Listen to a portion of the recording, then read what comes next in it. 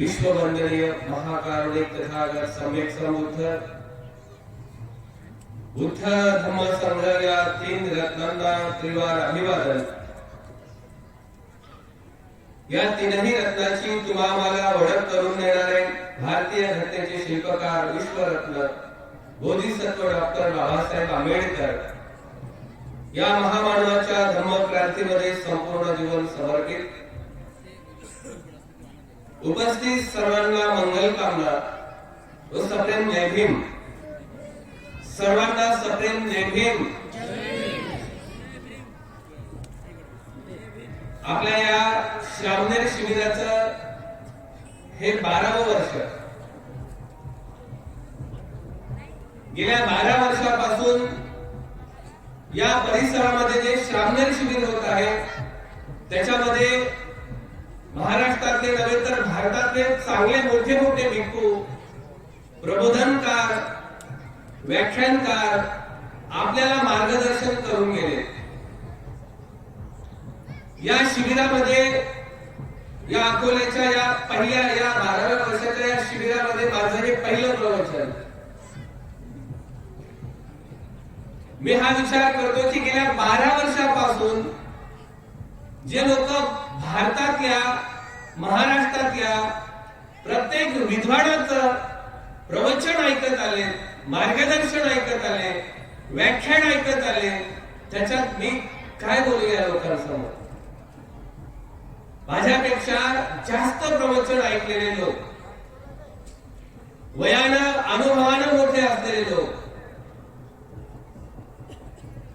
12 वर्षापासून सतत प्रवचन ऐकणारे लोक, प्रबोधन ऐकणारे लोक, प्रवचन ऐकणारे लोक। मी विचार केला आता सिंदखेड राजावरून काल आमचं श्रामनेर शिबिर संपलं आणि आज या शिबिरामध्ये आलो। इथे शिबिरामध्ये गेल्या खूप वर्षापासून म्हणते चित्तज होते हे प्रशिक्षक म्हणून आहे। मी दुपारी इथे बसलो, त्यांच्यासोबत आलेले भंते खूप सुंदर शिकवत होते बुद्धाबद्दल, बुद्धाच्या गुणाबद्दल, धम्माबद्दल, संघाबद्दल। मी विचार केला की इथं शिकवणारे वर्ग, शिकवणारे व्यक्ती एवढे सुंदर शिकवतात। मी एवढा विद्वान नाही, जे काही समजते, जे काही मी ऐकलं असेल, जे काही अनुभव घेत आहोत ते सांगण्याचा तुम्हाला प्रयत्न करतो। 9 वाजेपर्यंत हे प्रवचन असते, 8:30 वाजले। आपल्या आजूबाजूला कोणी आवाज करत असेल, चर्चा करत असतील किंवा खूप महत्वाचं बोलायचं असेल तर प्रवचन झाल्यावर बोलू शकतो आपण एवढा मोठा खर्च करून, एवढे सारे भिक्षू बोलावून लोकांना प्रबोधन, लोकांना जागृत करण्यासाठी एवढी मोठी मेहनत घेतो। तर एक शांत चित्ताने आपण जर ऐकलं आपल्या आजूबाजूच्या मित्राला, आपल्या जवळ बसलेल्यांना, तर त्याचा फायदा होईल। असो संत म्हणतात, जे जे आपणाशी खावे ते ते इतरांशी सांगावे, शहाणे करून सोडावे सकळ जन। आताच विशाल खूप सुंदर बोलून गेला. आपल्या समाजामध्ये खूप कमी असे लोक आहेत की जे बोलतात.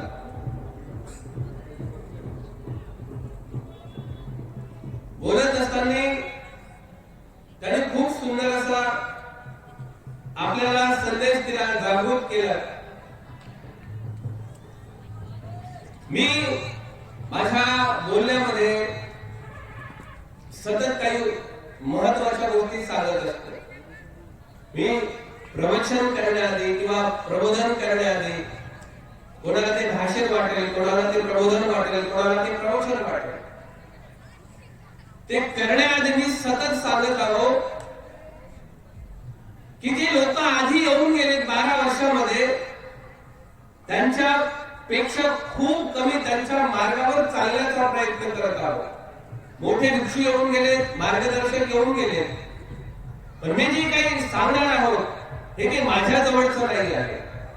बाबासाहेबांनी सांगितलं, बुद्धाने सांगितलं, तेच तुम्हाला सांगणार आहोत. आपण ते ऐकलंही असेल आधी, कारण 12 वर्षापासून प्रवचन ऐकणारे लोक ते उदाहरण ऐकलेले असते, ते प्रवचन ऐकलेले असते, आणि मग आपल्याला वाटते हे तर मी ऐकलं होतं, हे मी आधी ऐकलेलं आहे. आणि भंतेजी तेच सांगतात. मी तेच म्हटलं, जे जे आपणाशी खावे ते ते इतरांशी सांगावे, शहाणे करून सोडावे सकळ देवा. या देशाचा मूळ इतिहास बाबासाहेब लिहितात. भारताचा इतिहास लिहत असताना, भारताची माहिती लिहत असताना बाबासाहेब बोलतात की या देशाचा इतिहास आहे श्रमण संस्कृती आणि ब्राह्मण संस्कृती, या दोघांमधील संघर्षाचा इतिहास म्हणजे क्रांती आणि प्रतिक्रांतीचा इतिहास आहे. हजारो वर्षापासून या देशामध्ये जर कोणात संघर्ष होत असेल, कोणात वाद झाला असेल, कोणात युद्ध होत असेल, तर या दोनच संस्कृतीमध्ये युद्ध झालं, वाद झाला, आणि वाद संघर्ष हजारो वर्षापासून होत आहे. त्यालाच बाबासाहेब क्रांती आणि प्रतिक्रांती म्हणतात. आणि ते बाबासाहेब आंबेडकर पुस्तकामध्ये लिहून ठेवतात. बुद्ध आणि त्यांचा धर्म हा ग्रंथ वाचण्याआधी बाबासाहेब बोलतात की हे पुस्तक वाचलं पाहिजे. ते पुस्तक वाचलं तर मग बुद्ध आणि त्यांचा धर्म आपल्याला समजणार आहे. मूळ इतिहास, आजची जी समस्या आपण पाहतो, माझ्या आधी बोललेला विशाल नंदागौड यांनी खूप सुंदर सांगितलं. या देशात मोदी काय करत आहेत, या देशात कशा प्रकारे हत्या केल्या जातात, कशा प्रकारे हक्काधिकार संपवले जातात, हे आपण रोज ऐकत आहोत. पण याच्यावर उपाय काय? भाषणातून, प्रबोधनातून, प्रवचनातून गेल्या कितीतरी वर्षापासून बाबासाहेबांनी दीक्षा दिली, बाबासाहेबांचं निर्वाण झालं. कितीतरी वर्षापासून, जेव्हापासून आपल्याला समजते तेव्हापासून आपण ऐकत आलो. लग्न असेल तर त्रिशरण पंचशील घेतल्याच जाते. कोणी मेला असेल तिथेही त्रिशरण पंचशील दुधाच्या गाथा घेतल्या जातात. कोणाचा जन्म झाला, नामकरण करायचं, तिथेही वंदना घेतल्या जाते. बाबासाहेबांची जयंती असेल, व्याख्यान केल्या जाते. बुद्धाची जयंती असेल, व्याख्यान प्रबोधन केल्या जाते. गाण्याच्या माध्यमातून, प्रबोधनाच्या माध्यमातून, प्रवचनाच्या माध्यमातून गेल्या 60-70 वर्षामध्ये बाबासाहेब गेले, त्याच्यानंतर सतत आम्ही बाबासाहेबांनी सांगितलेला संदेश, मेसेज गाण्याच्या, पोवाड्याच्या, गीतांच्या, प्रबोधनाच्या आणि कुठेतरी व्याख्यानाच्या माध्यमातून ऐकत आलो, ऐकत आहोत, ऐकत राहणार. पण समस्या वाढत आहेत, समस्या सुटत नाही. इथं ऐकणारा, या वस्तीत राहणारा जो समाज आहे ना, हा सर्वात जास्त मजूर वर्ग आहे. कोणाला घराची समस्या आहे, कोणाला नोकरीची समस्या आहे, घरात व्यसन आहे, मुलगा व्यसनाधीन झाला त्याचीही समस्या आहे. आपण कुठेतरी श्रीमंत झालं पाहिजे, आपलं घर झालं पाहिजे, घरकुलाची योजना भेटली पाहिजे, आपलं पोरग शिकलं पाहिजे. कुणाचं पोरग हुशार असेल तर त्याला क्लासला पैसे भरण्यासाठी जवळ पैसे नाही, कोणी बिमार पडलं तर दवाखान्यात देण्यासाठी पैसे नाही. येताना मी त्या मुलाचं उदाहरण ऐकलं की त्याच्या जावायला जेव्हा ऍडमिट करावं लागलं तेव्हा कितीतरी समस्याला तोंड द्यावं लागलं. खाण्याची समस्या, राहण्याची समस्या, स्वतंत्रपणे जीवन जगण्याची समस्या. या समस्यावर उपाय काय आहे? एखादी पूजा घालून समस्या सुटणार का? एखाद्या ठिकाणी कुठेतरी कोंबडं बकरं कापल्यानं समस्या सुटणार का? लोक या सर्व समस्याला चिंतित, सर्व लोक या समस्याला चिंतित आहेत पण चिंतन करत नाही आहे. समस्या सर्वांची आहे. आम्ही सर्व लोक बोलण्यामध्ये, प्रवचनामध्ये सर्वच लोक मुखोद आहे, पाठ आहे. एक छोटं उदाहरण देतो. उदाहरण मी आधीच बोललो की तुम्ही ऐकलं असेल. भरपूर लोक येऊन सांगून गेले. एक शिकारी असते. मी आधी बोललो की उदाहरण आपण ऐकलं, पण मला जे बोलायचं आहे त्याच्यावर काही उदाहरण देऊन बोलतो. आपल्या विहारामध्ये जर गेलो ना तर नवीन भंतेजीला विचार पडते की या महिलांना किती सुंदर गाथा आहे. भंतेजीला ती गाथा येते. आपले भंतेजी किती सुंदर बोलतात, आपले लीडर किती सुंदर बोलतात, आपले व्याख्यान करते किती सुंदर बोलतात, कायद्याचं किती नॉलेज आहे, भयंकर सुंदर बोलतात. खूप विद्वत्ता झाली, खूप प्रबोधन करण्यामध्ये समाज एक नंबर गेला. काही लोक प्रबोधन करता करता आमदार झाले आपल्या अकोला जिल्ह्यात. इतकं प्रबोधन करून करून लोक पुढे गेले. एक छोटं उदाहरण देतो. एक शिकारी असते आणि त्या शिकाऱ्याला शिकार करायची असते. तो एका झाडाखाली उभा राहते. त्या झाडावरती खूप सारे पक्षी असतात. त्या पक्ष्याची शिकार करण्याच्या इच्छेनं तो त्या झाडाखाली एक विचार करते. या सर्व पक्ष्याची, या झाडावर जेवढे पक्षी आहेत या सर्वांची शिकार जर मी केली आणि यांना जर विकलं तर भरपूर पैसा येईल. मग तो विचार करते की यांची शिकार कशी केली पाहिजे. हातामध्ये काही दाणे घेते, त्या झाडाखाली उभा राहते आणि ते सर्व दाणे त्या झाडाच्या खाली फेकून देते. ते दाणे खाण्याच्या इच्छेनं त्या झाडावरचे सर्व पक्षी खाली येतात आणि दाणे खातात. दुसऱ्या दिवशी तो शिकारी येते, परत दाणे टाकते, परत शिकारी बाजूला उभा असते, परत ते पक्षी येतात, ते दाणे खातात. रोज तो शिकारी दाणे आणून त्या झाडाखाली टाकते. असं 8 ते 9 दिवस करते. रोज पक्षाला सवय लागते की कोणीतरी येऊन इथं दाणे टाकते आणि ते पक्षी रोज येऊन खाऊन जातात. एक दिवस तो शिकारी जाळं आणते आणि त्या झाडाखाली ते जाळं टाकून देते. तिथं दाणे टाकते आणि निघून जाते. रोज प्रमाणे ते दाणे खाण्याच्या इच्छेने पक्षी तिथे येतात आणि दाणे खाताना त्या जाळ्यात अडकतात. शिकारी घरी गेलेला असते.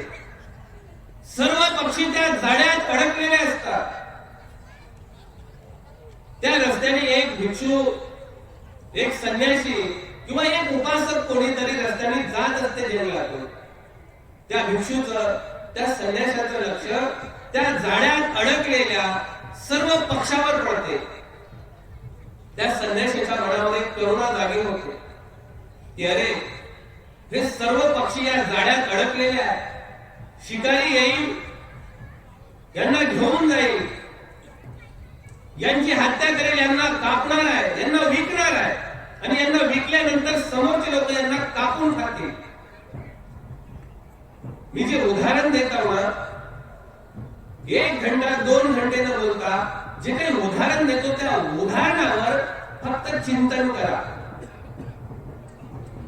तो संन्याशी विचार करते की या सर्व पक्षाला सोडलं पाहिजे, यांचा जीव वाचवला पाहिजे. का? कारण या पक्षाला तो शिकारी नेऊन विकणार आहे आणि यांची हत्या होणार आहे, म्हणून यांना वाचवलं पाहिजे. त्या झाडातले तो सर्व पक्षी सोडून टाकते आणि एका पक्षाला जवळ घेते. कशासाठी? की आज मी यांना संकटातून सोडलं, आज यांची हत्या होण्यापासून सोडलं, आज यांना विकण्यापासून सोडलं, उद्या कोण सोडणार? म्हणून याला शिकवलं पाहिजे. म्हणून एक पक्षी, एक छोटा पक्षाला घेऊन तो संन्याशी कुटीवर घेऊन जाते. कुटीवर घेऊन गेल्यानंतर रोज सकाळी 4 वाजता तो संन्याशी उठते. संन्याशी उठला की त्या बाजूच्या पक्षाला तो उठवते. आपल्या घरामध्ये एखादं पोपट असते, बिट्टू असते, पिंजऱ्यात बंद असते, आपण त्याला जर म्हटलं ना पोपटा, तर तो त्याच भाषेत आपल्याला उत्तर देते, तोही म्हणते पोपटा. हा संन्याशी रोज सकाळी उठते आणि त्या पक्षाला म्हणते पोपटा, शिकारी येते. तो पोपटही म्हणते पोपटा, शिकारी येते. हा संन्याशी त्या पोपटाला, त्या पक्षाला प्रशिक्षण देते.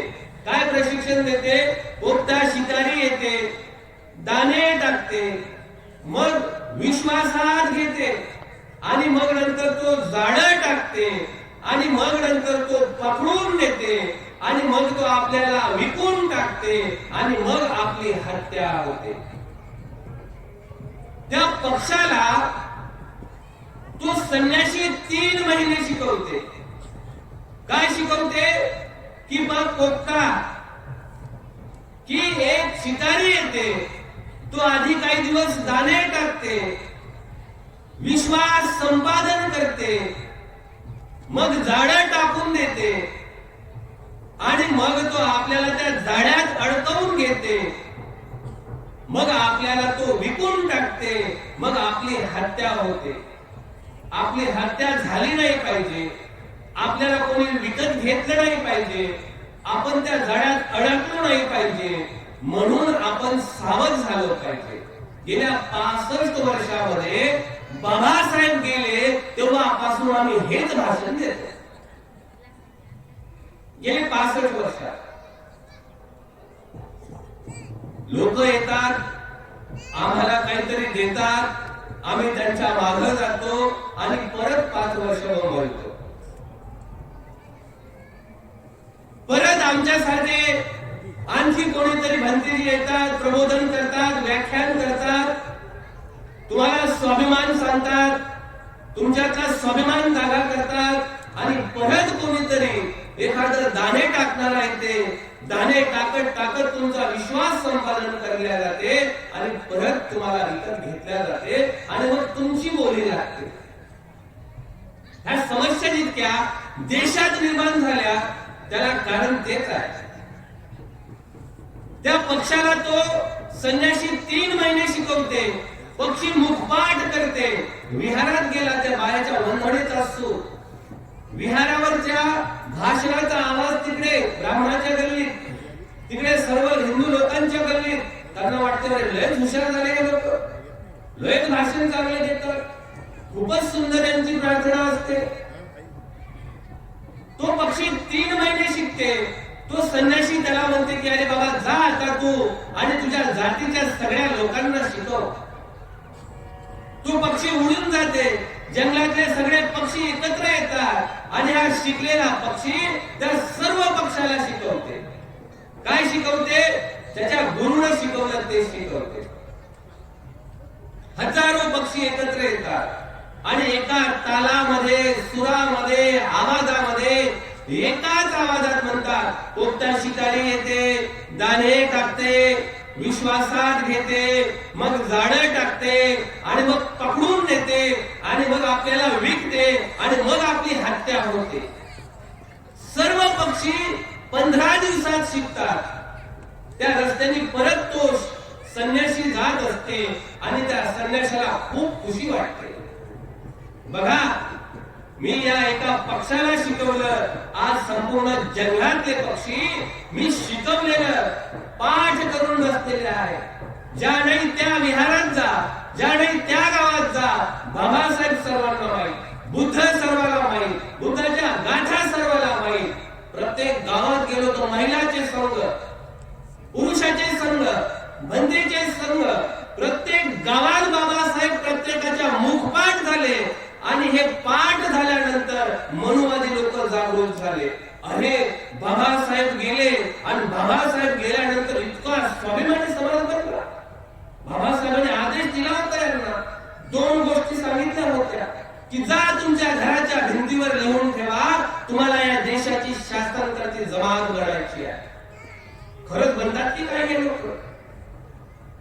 ते मनुवादी शत्रू लोक ज्यांनी हजारो वर्ष आम्हाला गुलाम केलं, ते सतर्क झाले, जागृत झाले. त्यांना असं वाटलं की या लोकांचं इतकं प्रबोधन झालं, या महाराष्ट्राचा मुख्यमंत्री तरी बरोबर वाटते.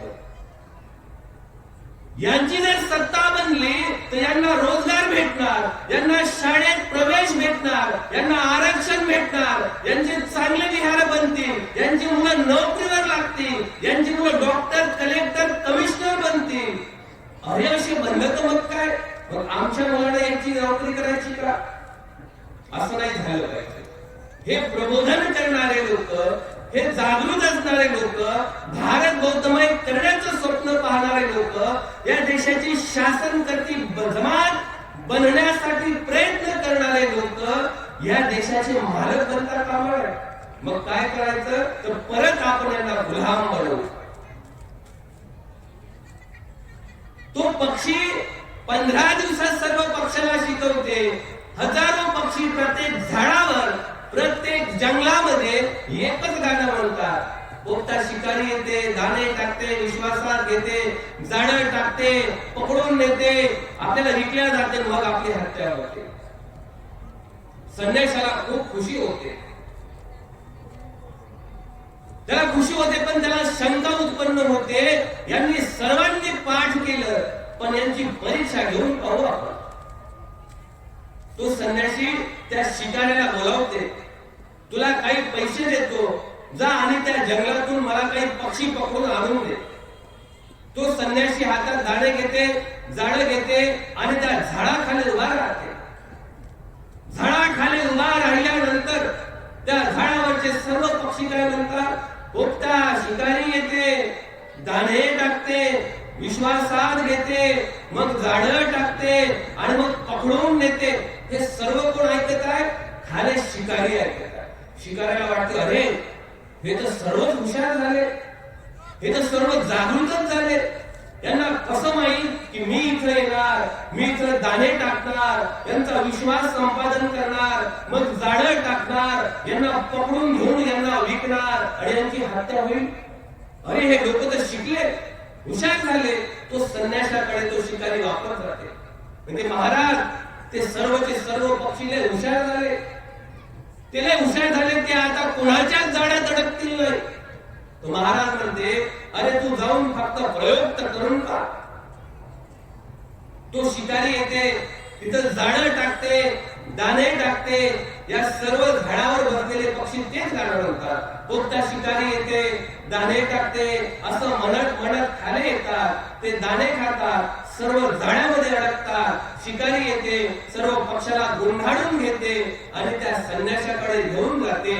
त्याच्यातल्या एका पक्षाला पकडते, त्याच्या मानेवर एक सुरा ठेवते. आता तो पक्षी मरणार, त्याची हत्या होणार, तो जीवाने जाणार. तेवढ्यात तो संन्यासी त्या पक्षाला एक प्रश्न करते, का रे बाबा, मी तुला 3 महिने शिकवलं, मित्रांना 15 दिवस शिकवलं, मी जे शिकवण तुम्हाला दिली तुम्ही ते विसरले का? ज्या पक्षाच्या मानेवर तलवार आहे, सुरा आहे, तो पक्षी लगेच म्हणते नाही महाराज आम्ही विसरलो नाही, पहा तुम्हाला म्हणून दाखवतो की नाही, आणि म्हणायला सुरुवात करते. पोपटा शिकारी येते, धान्य टाकते, विश्वासात घेते, झाडं टाकून पकडून देते. तो शिकारी त्याला मारण्याच्या अवस्थेत, तो पक्षी मरण्याच्या अवस्थेत तो संन्यासी म्हणते आता तू मरणार, तू पाठांतरच केलेलं आहे, हे जर तू आचरणात आणलं असतं तर आजही तुझ्यावर वेळ आली असती. गेल्या 65 वर्षामध्ये आम्ही फक्त बोलतच आहोत, भाषणातून, प्रवचनातून, गाण्यातून, पण मालक बनण्यासाठी प्रयत्न करत नाही. तुमच्या सर्व समस्याची चावी बाबासाहेब म्हणतात राजकीय सत्ता आहे. तुम्ही म्हणाल म्हणते तुम्ही कसं काय बोलता, हे जे चिवर आहे ना, हे बाबासाहेब आंबेडकरांना जन्म घ्यावा लागला तेव्हा भारतात भिक्खू बुद्ध धर्माचा प्रचार करू लागला. 1250 वर्ष या भारतात बुद्धाचा धम्म होता. पण जेव्हा पुष्यमित्र शुंग नावाचा राजा बौद्ध ब्रदत्ताची हत्या करून राजगादी मिळवतो, तेव्हा तो आदेश देतो जो कोणी मला बौद्ध भिक्षूची मान कापून आणून देईल त्याला 100 सुवर्ण मुद्रा मी बक्षीस देईल. लोक भिक्षूला पकडायचे, त्याची मान कापायचे आणि त्या राजाकडे द्यायचे. 84,000 विहार तोडण्याचा आदेश आणि बौद्ध भिक्षूंना मारण्याचा आदेश जेव्हा पुष्यमित्र शुंगाने दिला तेव्हा भारतात एकही भिक्खू जिवंत राहिला नव्हता. बुद्धाला मातीत दाबण्यात आलं, 84,000चं विद्रुपीकरण करण्यात आलं आणि या देशातला भिक्खू बाहेर पडून गेला, जंगलात गेला आणि जो हाती सापडला तो मरून गेला. नंतर या देशात भिक्खू आला नाही, नंतर तो धम्म प्रचारासाठी फिरला नाही, नंतर तो बुद्धां शरणं गच्छामी म्हणण्यासाठी कुठे दिसला नाही. त्यासाठी बाबासाहेबांना जन्म घ्यावा लागला. बाबासाहेबांनी जे संविधान दिलं त्या संविधानातून जो अधिकार भेटला त्या अधिकारातून हा मला धम्म प्रचार करण्याचा अधिकार भेटला. बुद्धाला ज्ञान प्राप्त झालं. जगातले लोक तिथे जातात. महाराष्ट्रातून, भारतातून लोक गेल्या 25-30 वर्षापासून आंदोलन करतात, मोर्चे काढतात की बुद्ध या ब्राह्मणाच्या ताब्यातून मुक्त झालं पाहिजे. कसं होईल मुक्त? मोर्चा काढल्यानं बुद्धगया मुक्त होणार नाही. बुद्धलेण्याचं विकृतीकरण होत आहे. 1,500 बुद्धलेण्या महाराष्ट्रात आहेत 2000 वर्षापूर्वीच्या. त्याचं विकृतीकरण होत आहे, त्याचं विद्रुपीकरण होत आहे. त्याच्यात गौरी गणपतीला बसवल्या जात आहे, बुद्धलेण्या तोडल्या जात आहेत, शाळा बंद केल्या जात आहेत. आम्ही मोर्चा काढतो. संविधान काढलं, मोर्चा काढला. खैरलांजी झाला, मोर्चा काढला. भीमा कोरेगाव झाला, मोर्चा काढला. मोर्चा काढून समस्या सोडत नाही. संसद भवनवर मोर्चा जरी काढला गेल्या 25-30 वर्षामध्ये भंते नागार्जुन सुरई ससाई म्हातारे झाले. भंते अनागारिक धर्मपाल श्रीलंके तोडून त्यांनी आंदोलन केलं, तेही संपले. पण बुद्ध गया मुक्त होत नाही. आम्ही कोणाला अधिकार मागतो? ज्यांनी पाणी पिण्याचा अधिकार नाकारला त्यांना अधिकार मागतो. ज्यांनी शिक्षणापासून वंचित केलं त्यांना शिक्षणासाठी अधिकार मागतो. ज्यांनी बुद्धगया आपल्या ताब्यात घेतलं त्यांना म्हणतो तुम्ही बुद्धगया मुक्त करा. ज्यांनी बुद्ध लेण्या विद्रुपीकरण करण्याचा काम चालू केलं त्यांना निवेदन देतो की बुद्ध लेण्याचं रक्षण करा. समस्या निर्माण करणारा मनुष्य समस्याचं समाधान करत नसतो. बुद्धगया मुक्त करायचं असेल, तुमच्या लेकराला चांगला रोजगार पाहिजे असेल, चांगलं क्वालिटीचं शिक्षण पाहिजे असेल, बुद्ध लेण्याचं सौंदर्यीकरण त्याचं रक्षण पाहिजे असेल तुमच्या गावात चांगलं सुंदर बुद्ध विहार पाहिजे असेल, तुमचा मुलगा निर्व्यसनी झाला पाहिजे असं पाहिजेत वाटत असेल, तर या देशाचे सूत्र बुद्ध म्हणतात राजाच्या हातात दिले पाहिजे. आणि तो राजा कसा असला पाहिजे की तो भवतु लोकोच्च राजा भवतु धम्मिको. तो धम्मिको राजा पाहिजे, तो धार्मिक राजा पाहिजे, तो नीतिमान राजा पाहिजे, तो धम्माचं कार्य करणारा राजा पाहिजे. आणि तो राजा कोण होता? तर तो सम्राट अशोक होता. ज्या सम्राट अशोकाने या देशाचे सूत्र हाती घेतले, तर जगामध्ये भारत सोन्याचा धूर निघणारा भारत म्हणून ओळखला जाऊ लागला. विश्वविद्यालयाची स्थापना केली. माणसासाठीच नव्हे तर पशुसाठी दवाखान्याची उपनिर्मिती केली. रस्त्याच्या दोन तर्फे झाडं दिसतात, सम्राट अशोकाची देण. जागतिक लेवलचं दळणवळणाचं साधन रस्ते मोठे मोठे निर्माण केले. महिलांच्या रक्षणाचे कायदे केले. बौद्ध भिक्खूला जगात प्रचारासाठी पाठवलं. 84 नगर होते, त्या 84 नगरामध्ये 84,000 विहाराची निर्मिती केली. आणि ते 84,000 विहार गाव लेवलचे संसद भवन आणि शिक्षणाचे केंद्र उभे केले. शिक्षणामध्ये, आरोग्यामध्ये, महिलांच्या रक्षणामध्ये, शेतकऱ्यांच्या रक्षणामध्ये, पशु पक्ष्यांच्या कल्याणासाठी, त्यांच्या पशु पक्ष्यांच्या सुख सुविधा त्यांना पुरवण्यासाठी, त्यांचं रक्षण करण्यासाठी दवाखाने उभे केले. सोन्याचा धूर निघणारा भारत. जगातून भारतात शिक्षणासाठी लोक येत होते. ज्या सम्राट अशोकाने बुद्धाच्या धम्मानुसार आपलं जीवन जगलं, स्वतःच्या मुला मुलीला धम्म प्रचारासाठी विदेशात पाठवलं, तसा राजा निर्माण झाला. म्हणून भारत हा जागतिक महासत्ताक झाला. सोन्याचा धूर निघणारा भारत झाला. पुष्यमित्र शृंगाच्या हातात भारत आला. भारत कंगाल झाला. बाळासाहेब आपल्याला या देशाचं मालक बनण्यासाठी आदेश देतात. बाबासाहेब या देशामध्ये मालक बनण्यासाठी आपल्याला सांगतात. आणि बुद्धही सांगतात की तुमचा राजा निवडत असताना तो नीतिमान निवडा, तो धम्म कार्य, धम्म रुजवणारा, स्वतः धम्म असणारा, लोकांना धम्माच्या मार्गावर लावणारा असा राजा निवडला तर देशाचं, समाजाचं, अखिल मानवाचं कल्याण होते. या देशाचा राजा नीतिमान नाही, तो मनुवादी विचाराचा आहे. तो कोणी निवडला? ज्यांना इथं विषमता पाहिजे, ज्यांना इथं अज्ञान पाहिजे, ज्यांना इथं अंधश्रद्धा पाहिजे, ज्यांना इथं शोषण पाहिजे, ज्यांना इथं भेदभाव पाहिजे, ज्यांना इथं गुलामी पाहिजे, ज्यांना इथं लाचारी पाहिजे, ज्यांना इथं उच्च निष्ठा पाहिजे, त्यांनी त्यांच्या विचाराचा राजा निवडला. आणि राजा त्या विचाराचा निवडला तर तो तोच विचार पेरणार आहे.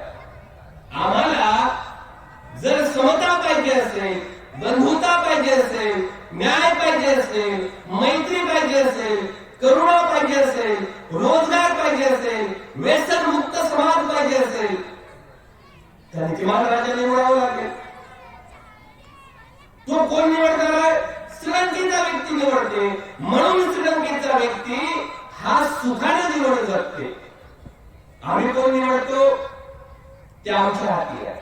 आम्ही पाठांतर करतो, कृती करत नाही. ज्यांनी आमचं शोषण केलं, ज्यांनी आम्हाला हे दिवस आणले, ज्यांनी या देशाच्या बुद्धाला समाप्त केलं, ज्यांनी या बुद्धाच्या विहाराला समाप्त केलं, ज्यांनी इथली समता समाप्त केली, बंधुता समाप्त केली, त्या विचारधारेच्याच लोकांना आम्ही परत सत्तेत बसवत असू तर बुद्ध धम्माला अधोगतीच्या मार्गावर आम्ही घेऊन चाललो. बाबासाहेबांचा मी पहिलेच बोललो, मी जे बोलत आहो हे माझ्या जवळचं नाही, बाबासाहेबांचं साहित्य वाचा, बाबासाहेबांनी दिलेला इशारा वाचा. बाबासाहेब बोलतात की या देशाचा मूळ इतिहास आहे श्रमण आणि ब्राह्मण या दोघांमधील संघर्ष. या संघर्षाचा इतिहास म्हणजेच क्रांती आणि प्रतिक्रांतीचा इतिहास. बुद्धांनी क्रांती केली, बौद्ध भिक्षूंनी क्रांती केली, गावागावात गेले, वस्तीमध्ये गेले, लोकांमध्ये गेले, बुद्धाचे विचार पेरले, बहुजनाच्या कल्याणाचं काम केलं. म्हणून 1250 वर्ष भारत बौद्धमय झाला. बौद्ध भिक्षूच्या कार्यामुळे, श्रमण परंपरेच्या त्यागामुळे, जी श्रमण परंपरा आहे, ज्या परंपरेला 12 वर्षापासून तुम्ही इथं जिवंत करून ठेवलेला आहे, ज्या श्रमण परंपरेला तुम्ही लोकांमध्ये घेऊन जाता, त्या श्रमण परंपरेनं गावामध्ये जाऊन, वस्तीमध्ये जाऊन, लोकांमध्ये जाऊन, जंगलातल्या लोकांना, समाजातल्या लोकांना जागृत केलं आणि वैदिक व्यवस्था, मनुवादी व्यवस्था संपवली आणि या देशात बुद्धाच्या विचाराचे राजे निर्माण केले. हे बौद्ध भिक्षूंनी केले, श्रमण परंपरेने केले. श्रमण परंपरा आजही थायलंडला, आजही श्रीलंकेला त्यांचा राजा निवडते. म्हणून त्यांच्या धम्माचं विहार बांधण्यासाठी मनुवादी लोकांकडे हात पसरवावा लागत नाही. तुम्हाला गावात विहार देतील, तिनाचं एक छप्पर देतील, पण तुमचं बुद्धगया मुक्त करतील नाही, तुमचं बुद्धलेण्याचं संरक्षण करतील नाही, तुमच्या लेकरांचं शिक्षण बंद करतील. तुमच्या लेकराला चांगल्या जिल्हा परिषद मध्ये जर शिक्षण भेटत असेल तर 1ली ते 8वी पर्यंत परीक्षा बंद करते आणि मास्तर शिकवत असते त्याला खिचडी शिजवण्याचं आणि वाटण्याचं काम देते. मी विचार करत नाही. बुद्ध म्हणतात जे लोक विचार करतात ते क्रांती करतात आणि क्रांती करणारे लोक विजयी होतात. हजारो वर्षापासून बुद्धाच्या विचाराने हा देश चालणारा 1000 वर्षांपर्यंत बुद्धाला कोणी ओळखत नव्हतं, बुद्धाचं नाव कोणी घेत नव्हतं, बुद्धाला कोणी पूजत नव्हतं. बुद्धाची विहार गडप, बुद्धाची विहार, बुद्धाच्या मूर्त्या मातीखाली. 1000 वर्षानंतर बाबासाहेबाला बुद्धाला बाहेर काढावं लागलं. आम्ही बुद्धाला, बाबासाहेबाला मनोरंजनाचं साधन म्हणून वापरायचं नाही. मनोरंजन बाबासाहेब नाही. बाबासाहेबांनी जो संघर्ष केला, बाबासाहेबांनी जे कार्य केलं, तुमच्या सर्व समस्या, तुमचे सर्व दुःख जर सोडवायचे असतील, 2500 वर्षापूर्वी बुद्ध काय म्हणतात की संपूर्ण मानवता दुःखी आहे. या दुःखाला कारण आहे बुद्ध म्हणतात आणि या दुःखाला कारण बुद्ध 4 आर्य सत्य सांगतात. 4 आर्य सत्य या संपूर्ण जगाचं दुःख आहे, त्या दुःखाला कारण आहे, दुःख निवारण्याचा मार्ग आहे, उपाय आहे. 4 आर्य सत्य सांगतात. बाबासाहेब आंबेडकर 2500 वर्षानंतर त्या संपूर्ण बहुजनाचं निरीक्षण करतात आणि बाबासाहेब काय म्हणतात की हा बहुजन समाज, हा SC ST समाज दुःखी आहे, भयभीत आहे, शोषित आहे, पीडित आहे आणि याला कारण आहे. आणि ते कारण काय आहे? बाबासाहेब काय म्हणतात, तुम्ही दुःखी आहात, तुम्हाला रोजगार नाही, तुम्ही गरीब आहात, तुम्ही वंचित आहात, तुम्ही शोषित आहात, तुम्ही पीडित आहात आणि तुमच्या या सर्वांचं कारण काय आहे? कारण तुम्हाला नोकरी नाही, म्हणून तुम्ही दुःखी आहात. तुम्हाला नोकरी नाही, रोजगार नाही, उद्योगधंदे नाही, राहायला चांगलं घर नाही, हाताला काम नाही, म्हणून दुःखी आहात. मग याला कारण काय आहे? ते बाबासाहेब म्हणतात त्यांना शिक्षण नाही. या सर्व दुःखाचं कारण यांना शिक्षण नाही आणि शिकण्याचा अधिकार नसल्यामुळे हे सर्व लोक दुःखी आहेत. म्हणून बाबासाहेब म्हणतात की तुमच्या या सर्व दुःखाचा अंत करायचा असेल तर मी तुम्हाला मार्ग देतो. बाबासाहेब बोलतात, एक व्यक्ती आहे, त्याच्या पायाला जखम झाली,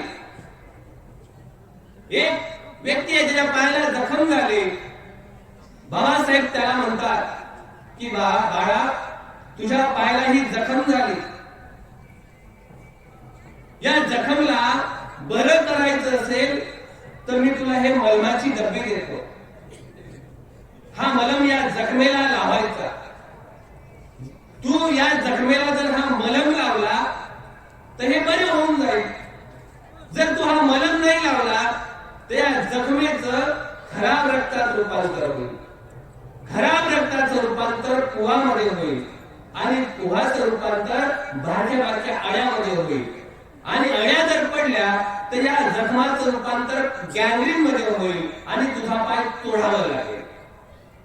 या सर्व दुःखातून, या सर्व त्रासातून, या सर्व वेदनेतून तुला जर वाचायचं असेल, गँग्रीन होऊ द्यायचा नाही, पाय तोडू द्यायचा नाही, पायात अळ्या पडू द्यायच्या नाही, पायात पू पडू द्यायचा नाही, खराब रक्त होऊ द्यायचं नाही, तर हे जखमला हे मलम लाव, हे डबी मी तुला देतो. गेल्या कितीतरी वर्षामध्ये आमच्या हातात ते जखमेवरची डबी दिली, आम्ही ते घेतले, त्याचं झाकणच उघडून पाहिलं.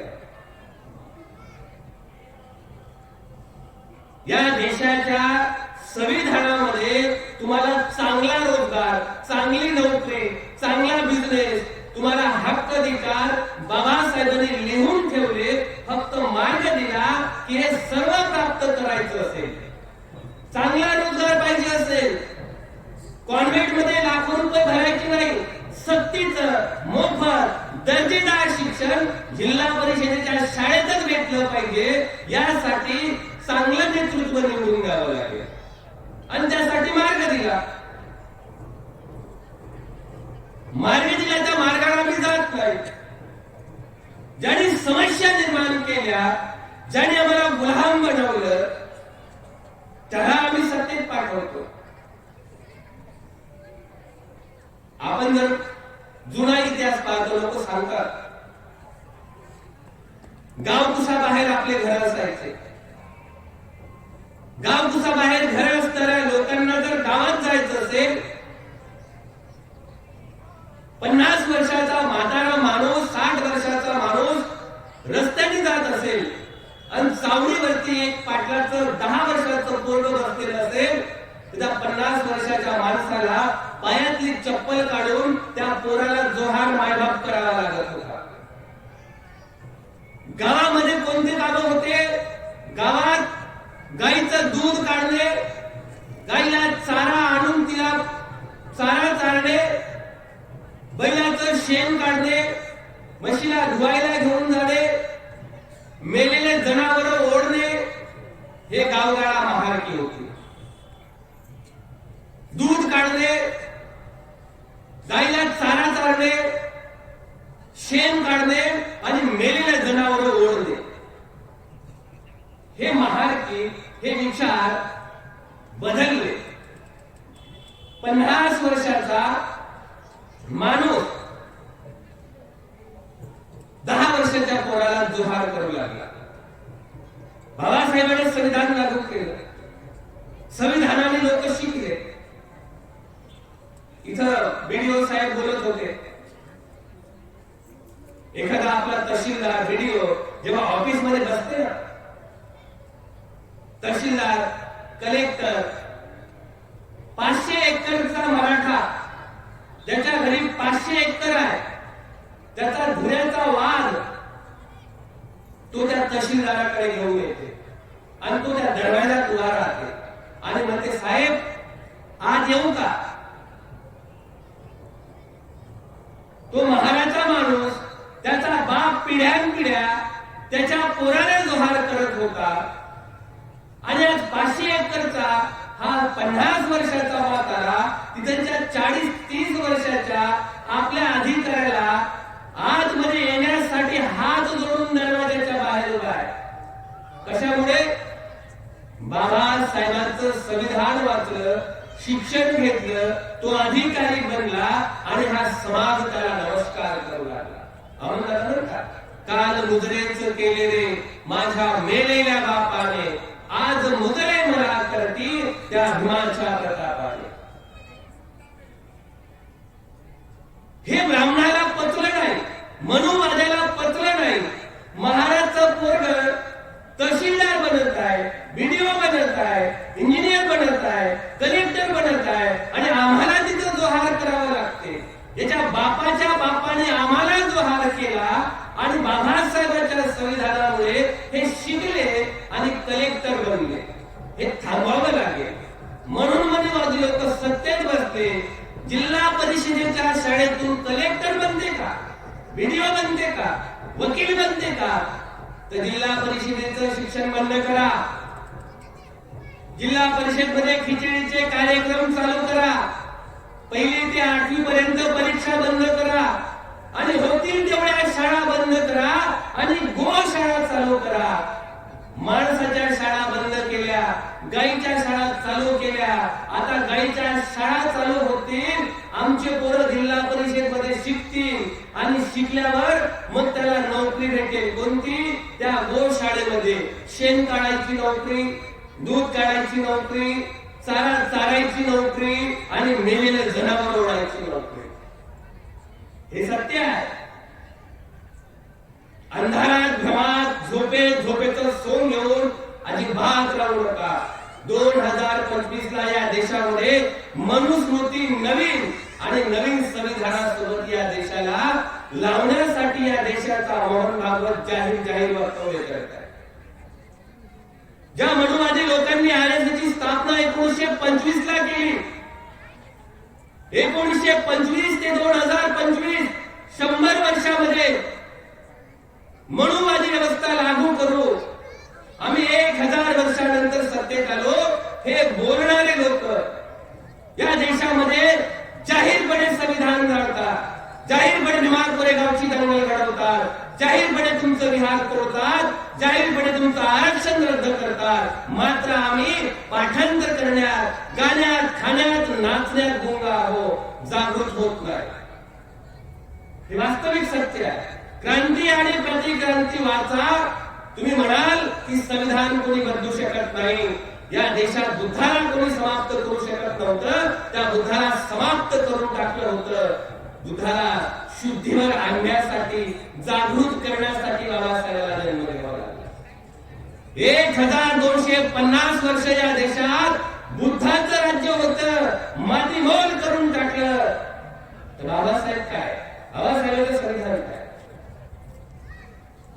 जंगलात बसणारा साधू, मंदिरात पूजा करणारा संन्यासी त्याचं जंगल सोडून, मंदिर सोडून संसद मध्ये बसला.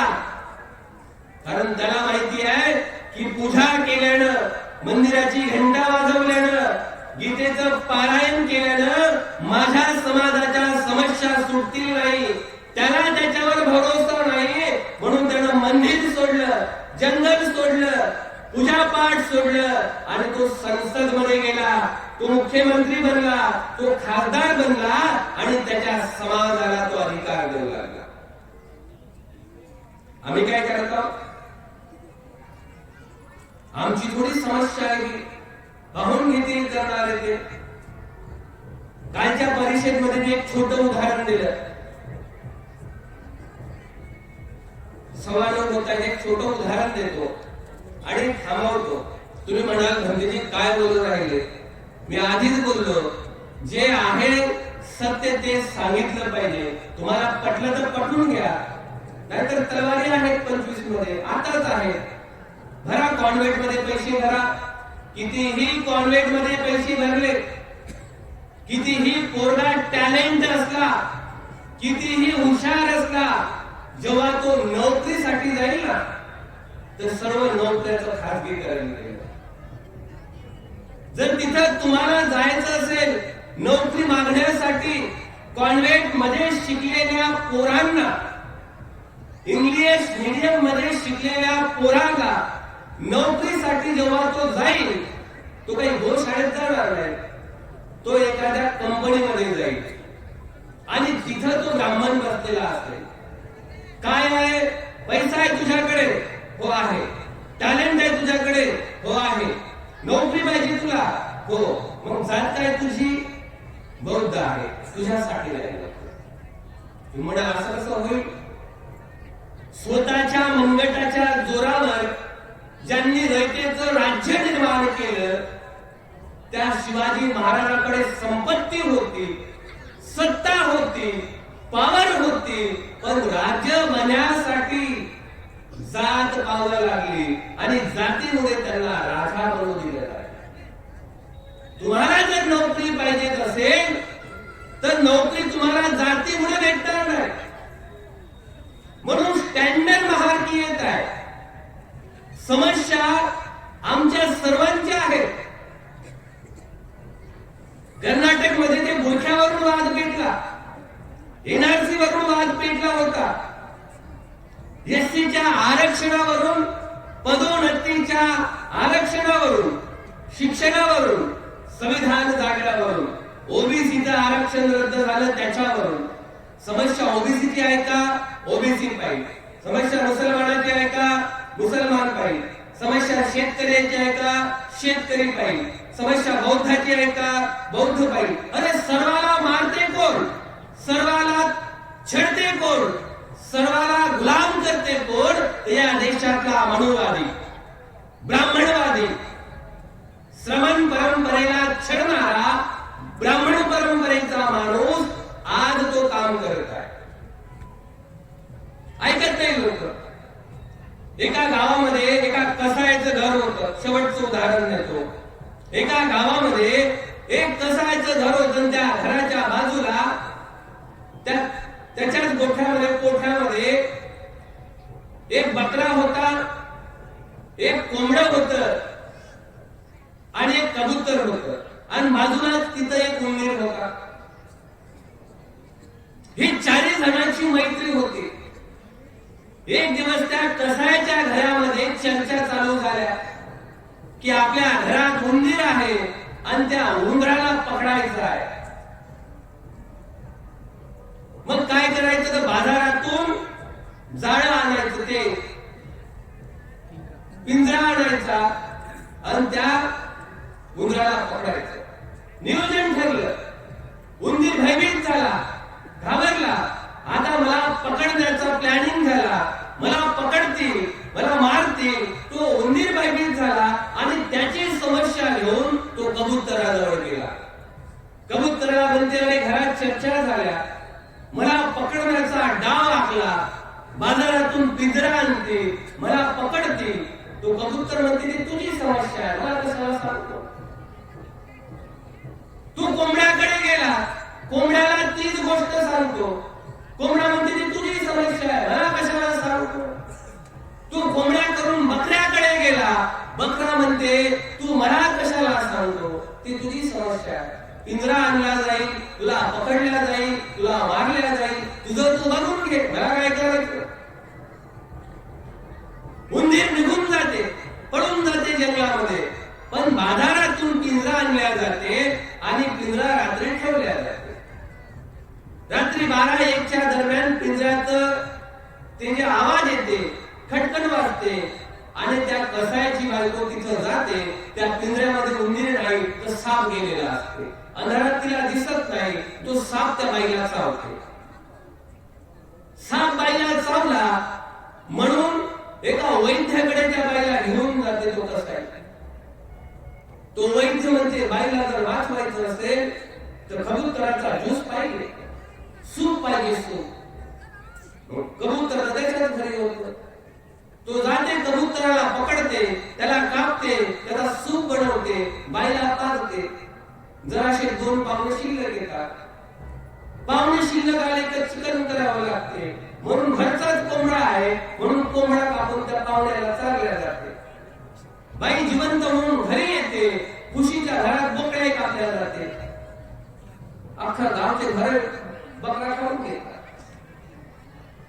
जर या चौघाने हे ऐकलं असतं तर हे तिला मेले असते का?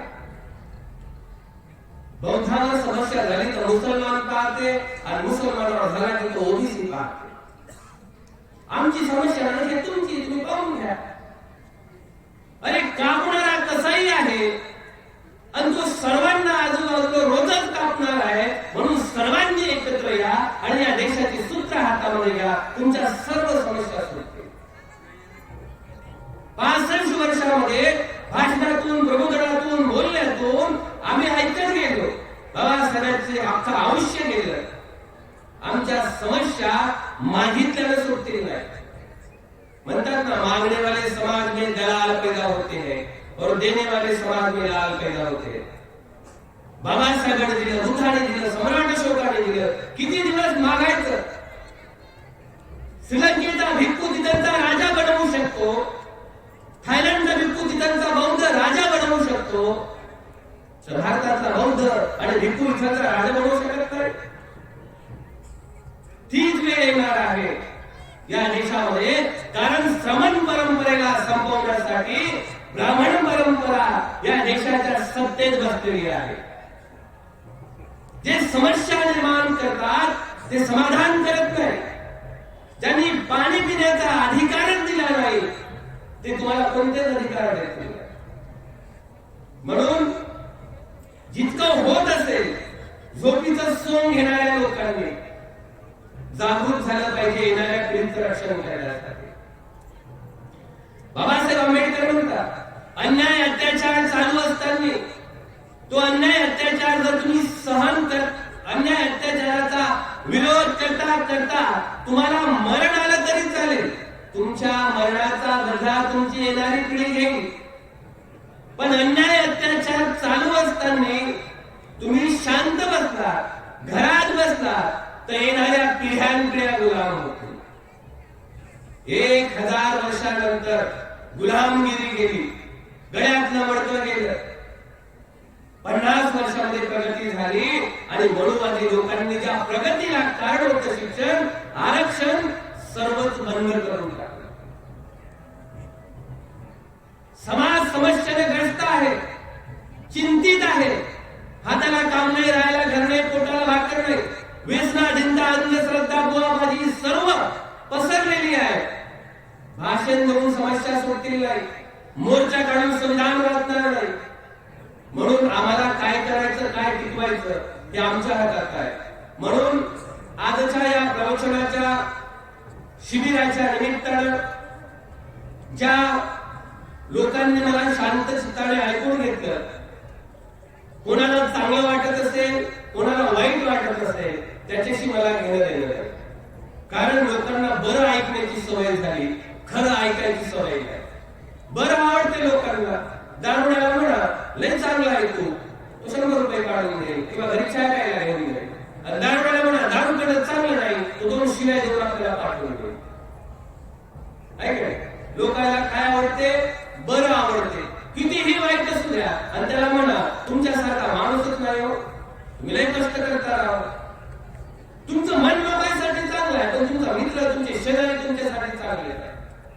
तुम्ही लय करता समाजासाठी, लोकांसाठी, पण लोक तुमचं बरं पाहत नाही. हे त्याला आवडते. आणि खरं बोला बरं, तुम्ही तुमच्या बरोबर आहे. तुकाराम महाराज म्हणतात, सत्य झाल्या लोकांना जरी करू वाटे, चालाया मागे जरी नाही आला कोण. या देशातला साधू संत ज्याच्या अंगावर कपडे नाही, ज्याच्या अंगावर डोक्यावर भरपूर केस आहे, हे सर्व एकत्र झाले. या देशामध्ये मनुस्मृतीचं राष्ट्र निर्माण करा म्हणून त्यांचा राजा निर्माण करू लागले, त्यांची सत्ता आणू लागले. नवीन संसद तयार चालू झालं आणि नवीन संविधान तयार झालं. आणि मनुस्मृतीचं समर्थन करणारे लोक, मनुस्मृतीचं समर्थन करून संविधान जाणणारे लोक जाहीर जाहीर काम करू लागले. मात्र आम्ही गाण्यात, खाण्यात आणि कुठंतरी मनोरंजनात गुंग गेलो. झोपेचं सोंग घेऊन बाहेर या. बाबासाहेब म्हणतात, गुलामाला त्याच्या गुलामीची जाणीव करून द्या, तरच तो बंड करून उठेल. प्रवचन ऐकलेत तुम्ही, भाषण ऐकलेत तुम्ही, प्रबोधन ऐकलेत तुम्ही. मी आधीच बोललो की मी तुमच्यापेक्षा विद्वान नाही, तुमच्यापेक्षा हुशार नाही. जे माहिती आहे, येणारं संकट आमच्या दाराशी उभं आहे, त्याला कसं थांबवायचं, त्याला कसं पळवायचं हे तुमच्या हाती आहे. आणि रात्र नाही, दिवस नाही, मिनिट वैराचा आहे. परत या शिबिरामध्ये संध्याकाळच्या सत्रामध्ये परत वेळ भेटला तर परत मी याच विषयावर कंटिन्यू बोलेन, कारण मला तुमचं खातो मी तर तुम्हाला जागृत करण्याचं काम इमानदारीनंच करणार मी. आहे का नाही? माझ्या मंगल हो म्हटल्यानंतर तुमचं मंगल झालं असतं तर मी कशाने जबाबदारी केली मदत करून घेतलं, तुमच्या रोजगाराच्या समस्या सुटल्या असत्या, तुम्हाला नोकऱ्या लागल्या असत्या. आहे का? असो, माझं बोलणं आवडते लोकांना नाही आवडत मला माहित नाही. मी जिथं जिथं जातो तिथं हेच बोलतो. मला कोणी बोलावलं नाही बोलावलं तरी चालेल. आज तुम्हाला नाही समजेल, पण उद्या कोणीतरी झोडपलं, मार खाल्ला, मग तेव्हा आठवेल आणि कोणीतरी घंटे आला होता, बोलत होता. असो, शिबिरानिमित्त खूप तुम्ही सर्वांनी शांत चित्ताने केलं. 9:30 वाजत आहे, म्हणजे अर्धा तास लेट झालो होतो, परत 9:30 पर्यंत आलो. इथंच थांबतो. सर्वांचं मंगल, सर्वांचं मंगल. मला साधू साधू साधू.